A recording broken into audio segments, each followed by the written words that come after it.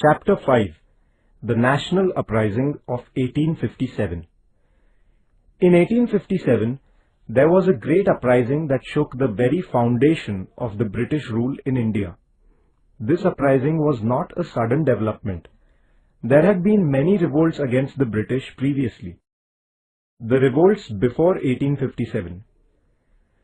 Wherever the British had established their power in India, people had to suffer the ill effects of British governance. Therefore, they rose against the British. People belonging to different groups such as peasants, artisans, Adivasis, fakirs and soldiers revolted against the British. Peasants were exploited during the East India Company's rule. Therefore, there was a deep discontent amongst them.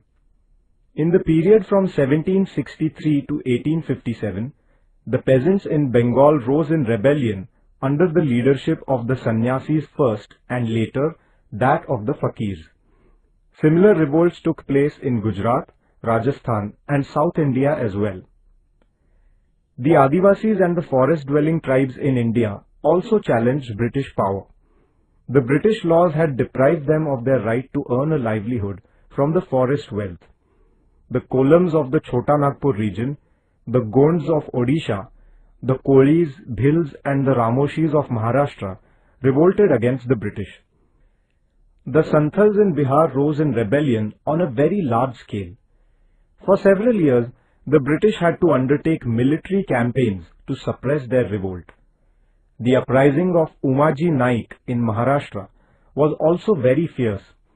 He organized the Ramoshis and revolted against the British. He issued a proclamation making an appeal to the people to fight against the British and to overthrow their rule. He was hanged in 1832. The Gadkaris in the Kolhapur region and the Phond Sawants in the Konkan revolted against the British. Before 1857, some landlords, princes and rulers in different parts of India had also risen against the British repression. The Indian soldiers in the British Army had also revolted against their officers time and again. Two of these revolts, one at Vellore in 1806 and the other at Barakpur in 1824, were of a very intense nature.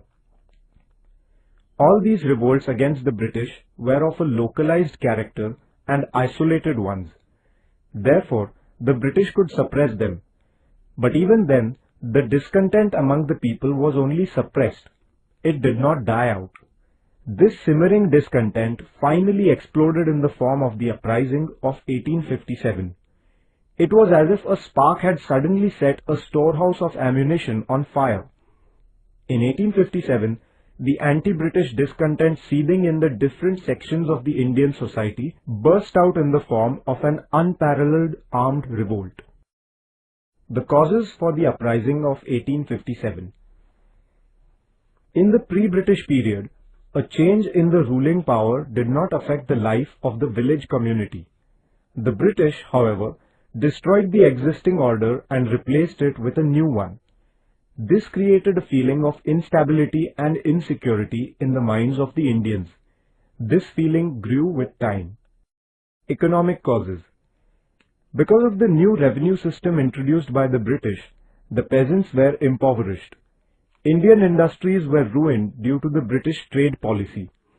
Many artisans lost their livelihood. They developed a strong resentment against the British. The soldiers who were in the service of the princely states became jobless when the British brought these states under their possession. These soldiers, too, became strong opponents of the British. Social causes. The British rulers interfered in many traditions and customs in the Indian society. They made acts like the Sati Prevention Act and the act allowing widow marriages. People thought that the alien government was trying to destroy their way of life by passing such acts. They resented it. Political causes. From 1757 onwards, the British had destroyed many Indian kingdoms. Between 1848 and 1856, Lord Dalhousie abolished many more states. He dethroned the Nawab of Awadh under the pretext of mismanagement and took possession of his princely state. He abolished the princely states of Satara, Jhansi, Nagpur, and others by rejecting the right of inheritance of the adopted sons of the rulers. He stopped making annual payments to the successors of some of the deposed kings. All this resulted in the spread of a great discontent among them. Discontent among the Indian soldiers. The British officers treated their Indian soldiers with contempt. No post higher than that of a subedar was ever given to them. Indian soldiers were paid less salary than their white counterparts. The allowances initially paid to them were also reduced gradually. On account of many such reasons, the feeling of discontent among the Indian soldiers grew stronger. The immediate cause.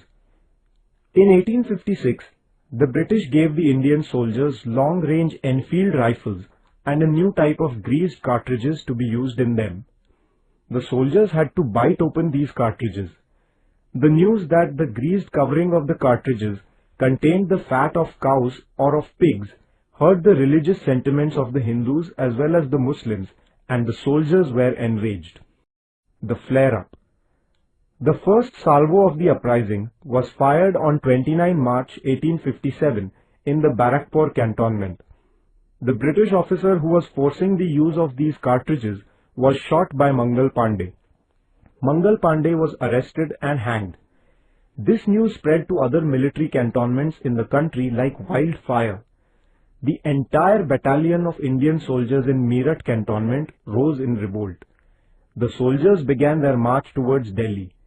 On the way, they were joined by thousands of common people. As they reached Delhi, the Indian soldiers from the British cantonment there joined them. Bahadur Shah Jafar, the Mughal emperor, was given the leadership of this uprising. He was proclaimed the Emperor of India. The scope of the revolt. The revolt spread to the whole of North India in no time. Indian soldiers in the British cantonments, right from Bihar up to Rajasthan, raised the standard of revolt. Many people joined them. Within a period of 3 to 4 months after the revolt began in May, it spread to East Punjab, the areas around Delhi, Rohilkhand, Bundelkhand, Allahabad, Awadh, and West Bihar.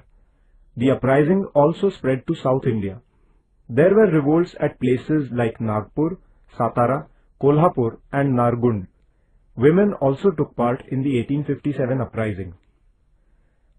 Local revolts like the uprising of the Bhils in Khandesh under the leadership of Kajar Singh and the one in the Satpura region under Shankar Shah were crushed by the British. About 400 Bhil women had taken part in the uprising in Khandesh.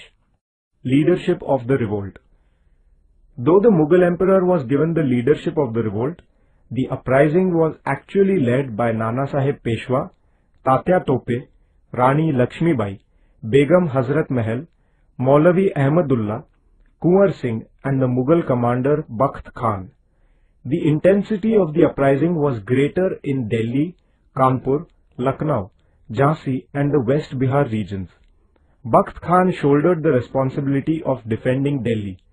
The British concentrated all their might on capturing Delhi. They captured Delhi in September 1857. They arrested Bahadur Shah and killed his sons. Nana Sahib Peshwa and Tatya Tope led the revolt in the Kanpur region. Rani Lakshmibai of Jhansi proclaimed the independence of Jhansi and went to war against the British. Kunwar Singh, the landlord of Jagdishpur in Bihar, himself took up arms against the British. In Rohilkhand, Maulavi Ahmadullah inspired the people to rise against the British. Suppression of the uprising. The rebels and their leaders fought against the British, putting their own lives at stake. But the British soon overcame the initial shock of the sudden uprising. Within the next 6 months, the picture began to change. The British recaptured most of the important places they had lost.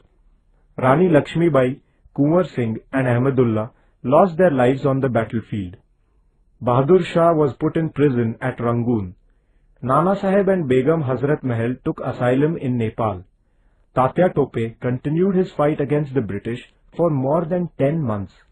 However, due to treachery, he fell into the hands of the British. The British then hanged him.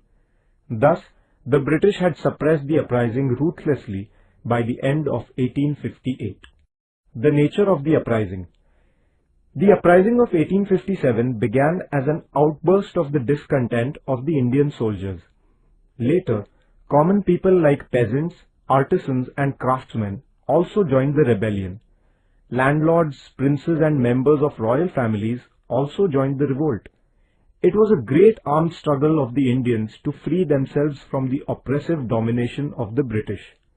Hindus, Muslims, members of various castes and tribes, the nobility and the common people all took part in the uprising.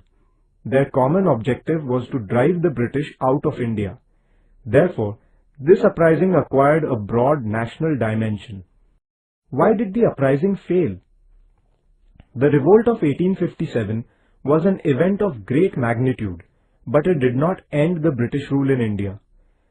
This was because the uprising was not well coordinated and there was no centralized leadership. Those who fought in the uprising did not have sufficient arms. The educated Indians and a majority of the rulers of the princely states kept themselves away from the uprising. On the other hand, the British had a unified leadership, a disciplined army, modern weapons and experienced commanders. They had control over transport and communication. Therefore, the Indians were unable to overcome them. Although the uprising failed, the sacrifice of those who fought in the uprising was not in vain. It inspired the future generations of Indians. The British power was shaken due to this revolt. The effects of the uprising. The uprising of 1857 had far-reaching effects. The rulers in Britain realized that the uprising was the result of an intense feeling of discontent against the British among the Indians.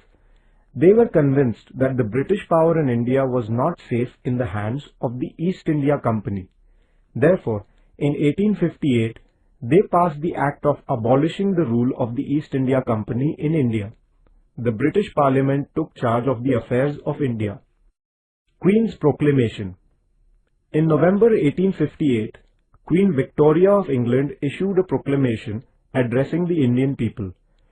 She declared that the Indian people were her subjects and that no discrimination would be made amongst her subjects on account of race, religion, caste or place of birth, and further that the government jobs would be given strictly according to merit.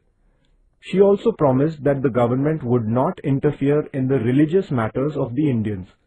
The proclamation also promised that all treaties made with the Indian princes would be honored and no state would be annexed in future.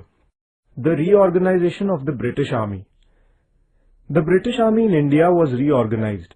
The number of European soldiers and officers in the army was increased. Indian battalions were rearranged on the basis of caste. The control of the artillery was placed entirely in the hands of the British officers. The objective behind all this was to prevent Indian soldiers from coming together and rising in rebellion once again. Change of policy. After 1857, the British made changes in their internal policy also. They decided not to interfere with the social matters in India. But at the same time, the British government constantly tried to prevent the Indians from being socially united. The British resorted to the policy of divide and rule in order to consolidate their empire in India. The uprising of 1857 had a deep impact on the Indians also. In place of regional loyalties, there began to emerge a national spirit. Since all the ways of fighting the British had failed, Indians began to realize the need to look for new ways.